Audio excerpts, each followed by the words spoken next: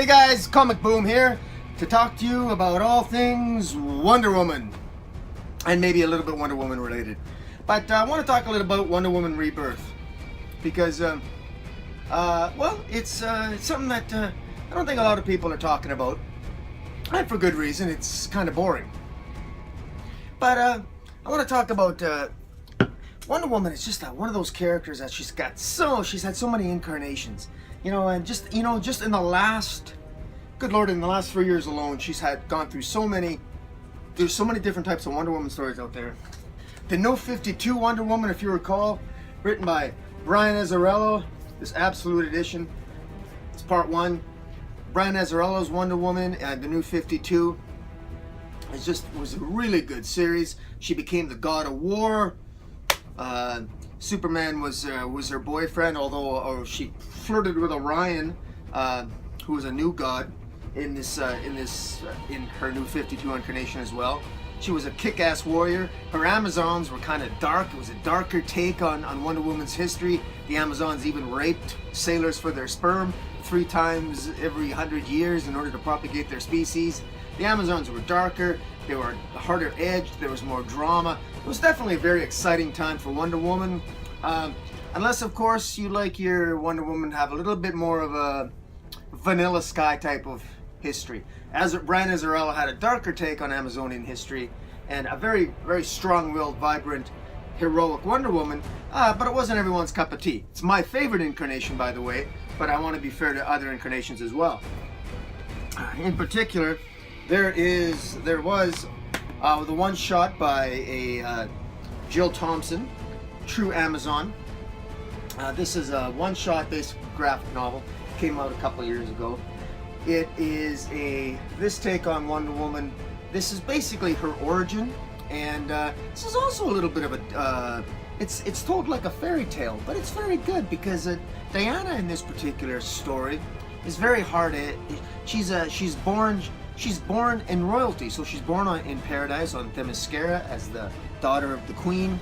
She is, of course, in this particular story, it's predictable in the sense that she is spoiled. She's spoiled, she's narcissistic, she only cares about herself, really. She's not particularly well-liked.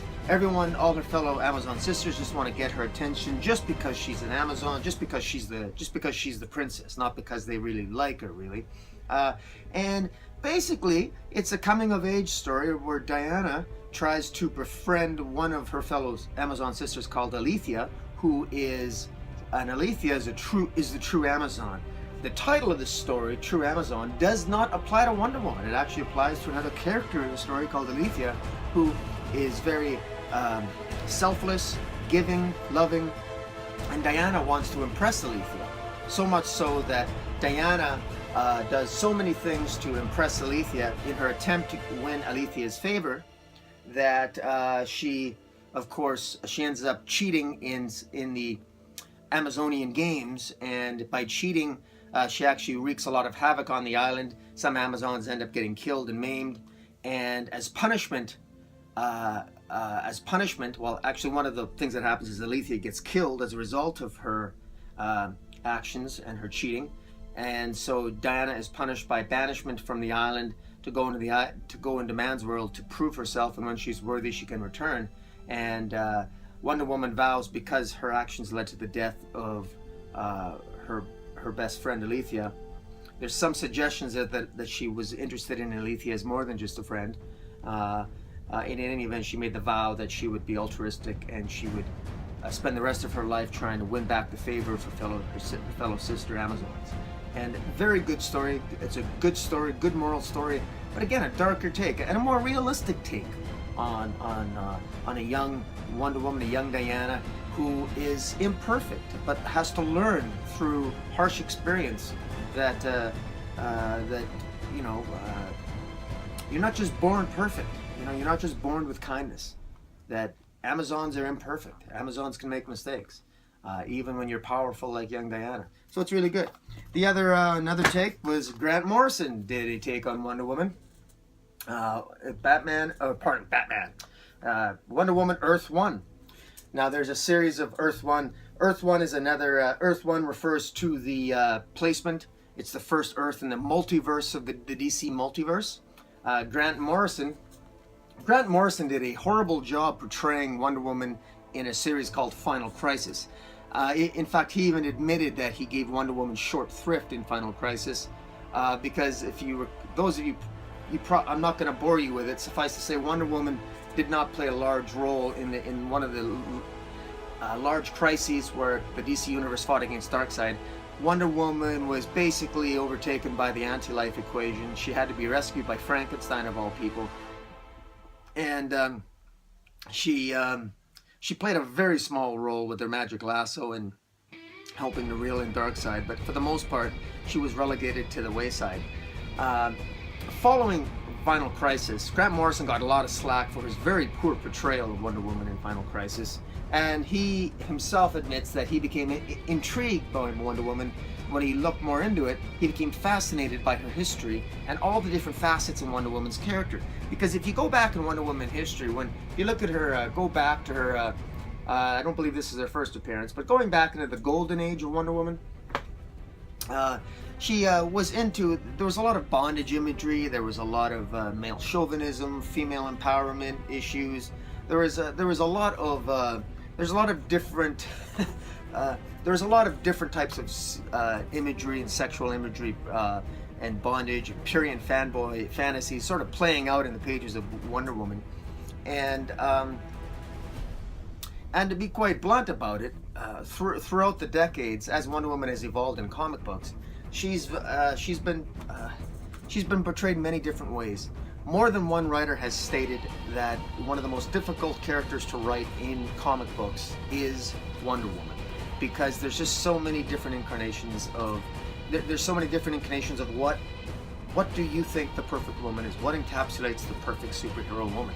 It's a tough question, and for some reason, I don't know, so many writers seem to have a very difficult time getting a handle on the character. Not only because of the different ideas as to what constitutes the best superhero female, but also her origins itself are somewhat make it very difficult to get a handle on the character. For example, how do you deal with the fact that she was raised on there's an isolated island with 3,000 women on it, who for 3,000 or 2,000 years have not been around men? I mean, that's gotta screw you up psychologically. I mean, if you're one of those women essentially living on that island, I don't care if it is paradise. If there's no other men around, are you really having that much of a good time? I mean, really? I mean, leaving aside, even taking out the whole sexual element of it and all the stuff that engenders, okay? Leaving aside that stuff, which is a hotbed topic. But even that, if you just isolated and you only got, 3,000 other people to hang out with, and you're immortal, and you can never die, well, that's gotta have a toll on your psyche. And it's interesting that different takes on Wonder Woman. Grant Morrison in Earth 1, he takes all those takes and he puts them all in one big bundle and package. And how he reconciles that is very interesting. With the New 52, at the same time New 52 was occurring, so was something called the Darkseid War. Now, the Darkseid War, written by Jeff Johns, drawn by Jason Fabok, is excellent. It really portrays Wonder Woman as kick-ass. Wonder Woman in the Darkseid War is essentially trying to find and defeat Grail, whose mother was an Amazon and is basically did the wild deed with Darkseid, and Grail is the offspring. The bad guy, the bad girl, Grail, is the offspring of Darkseid and an Amazon. And the Darkseid War is Wonder Woman taking on Darkseid, taking on Grail, along with the Justice League, to defeat Darkseid and the Anti-Monitor and basically save the multiverse from destruction as the Anti-Monitor tries to defeat Darkseid, and does so successfully with the help of Grail. But then, of course, they're defeated and the whole multiverse is ultimately saved. However, that ends somewhat on a cliffhanger, and it's also revealed and hinted at that Wonder Woman has a brother who is rumored to be Jason, of another rumor, Jason and the Argonauts. It's very, very interesting, but kick-ass, a lot of action. You want to check out Volume 7 and Volume 8 of the hardcover of the Justice League Darkseid War. check it out, guys. It's excellent. Now we come to Rebirth. All right, guys, the story of Wonder Woman Rebirth can be broken down like this. Wonder Woman suddenly discovers or realizes, for reasons which are as yet unclear, that somehow her entire world's been a lie. At the end of the New 52, when they started off with Rebirth, Wonder Woman, for whatever reason, begins to believe that she's never been home to Themyscira, or that her entire world's a lie. She remembers her New 52 origins, but something is wrong. Something just seems off. And essentially, what is slowly discovered over the course of the now 21 issues, and Ares has been hidden away, was originally at some point in the past defeated and hidden by the Amazons, by Hippolyta, and the Amazons basically caged Ares in Themyscira, or at least what is symbolized by a tree located on Paradise Island. And essentially, Ares' sons, two twin sons by the name of Phobos and Deimos, they are trying to orchestrate the release of their father so that Ares can be released and he can create hell on earth. And so they essentially are orchestrating. They approach a woman by the name of Veronica Cale, and they curse her daughter, Veronica Cale's young, I believe, 12-year-old daughter, by removing her face. It's kind of freaky. And they blackmail Veronica Cale to try to use her science against Wonder Woman in such a way to discover and try to locate where Ares is located and to get into Wonder Woman's mind. And in orchestrating that, that orchestration leads to the origins of Dr. Cyber, who is actually Cale's best friend, a girl by the name of Adriana. She becomes Dr. Cyber because she takes over this chimera animal that's caged at the zoo, and it goes wild, and it's being controlled by Adriana, and something goes wrong. Wonder Woman shows up, defeats the chimera, and creates some sort of circuitry backlash, and Adriana becomes Dr. Cyber, trapped in her own sort of computer matrix of some kind, and so they never discover, Wonder Woman doesn't even know what's actually going on. And frankly, half the time, us readers, I think, as a reader, I don't actually know exactly what's going on all the time with it. I'm not a big fan of Rebirth Wonder Woman. I find it somewhat confusing. I kind of like Veronica Cale. She's well developed. Her motivation for hating Wonder Woman is that ever since Wonder Woman came to man's world, the gods, it's Ares' sons, the gods are causing her pain and have kidnapped her daughter and have done this to her daughter, and they've cursed her daughter by removing her face, and she's got to do their bidding. And if Wonder Woman had never come to man's world, she never would have had this happen to her, and her life's turned upside down because of it. And so Greg Rucka, the writer, does a really good job of portraying that angst and the origins of the motivations of Veronica Cale. That she's a tragic character. She wasn't necessarily the nicest person on the planet to begin with, but she didn't intend to become an arch nemesis of Wonder Woman. She just wanted to do her own thing, but literally the gods forced her hand and against Wonder Woman. And what it's led to is her hiring an army through Dr. Maru, Dr. Poison. She's got Dr. Cyber. She's got of course Dr. Maru, who is, I believe, Dr. Poison, and of course she also manipulates the cheetah in order to against Wonder Woman, all with the goal, of course, to locate where Ares is located, to find Themyscira and to free Ares. That's the goal. And Veronica Cale believes that she can free Ares, then Phobos and Deimos, who are Ares' twin sons, will release the curse on her daughter Izzy. And that's her daughter's name, Izzy. Isadora, I believe is short for. And all will be well, of course. And so that's where this is all leading. And in the meantime, of course, Wonder Woman can't allow that to happen because the world would be thrown into complete chaos. And That storyline's not done yet, but this is 21 issues long, and a lot more has happened in it. I shouldn't say a lot more. It's actually fairly boring. What I just described, I really described the high points of it. There's so much that is disappointing about this run. The art is great. There's some really great art, but beyond that, this literally would call for a separate series of videos on it. But suffice to say, a lot of people are loving it. I'm in the minority. A lot of people are really enjoying Greg Rucka's run, and all the power to him. Nicola Scott, great artist. Liam Scott, great artist. A new artist by the name, or at least new to me, Bill Chris Everly, does a fantastic job with facial expressions and on the issues that really explore the characterizations and the motivations of Veronica Cale. She's a fantastic artist. So I do recommend Wonder Woman Rebirth. Don't let my own personal opinion. I'm nitpicky. I'm hopefully it's going to end well.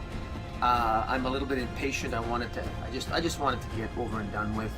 I want a different writer on board, because this slow pace, it's got to end. We need faster paced stories where more is happening, because this is so plodding, and a $2.99 an issue twice a month. We need more bang for our buck, in my opinion. But in any event, my point being is that Wonder Woman is.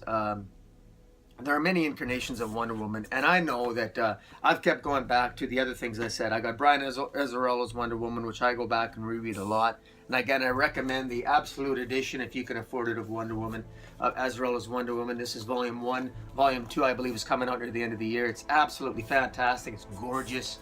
This thing is, I mean, good Lord. I mean, look at that, huh? Now that's a kick-ass. I mean, that's Wonder Woman licking the blood off her thing after she just kicked some serious ass. Greg Rucka's Rebirth Wonder Woman. When she first met Ares, she got on her knees. That's how tough she is. She gets on her knees and supplicates herself. Do you want a woman? Look, do you want an Azzarello Wonder Woman that you know, when there's a battle to be fought, she gets out an axe? What does Greg Rucka's Wonder Woman do? She gets on her knees and begs her enemy to give up. Don't hurt me. It's pathetic. But hey, don't take my word for it. Read Rebirth Wonder Woman yourself. Better yet, read Azzarello and get really excited. And again, guys, just to promote Wonder Woman True Amazon by Jill Thompson. There's the Dark Side Wars by Jeff Johns and Jason Fabok. And there's Grant Morrison's Earth 1, which is kind of a mess and a conglomeration of all kinds of different incarnations of Wonder Woman. So no matter what your viewpoint on Wonder Woman is, you certainly don't have to agree with me. God help you if you agree with me. Formulate your own opinion, get out there, and we'll touch base later. Thanks.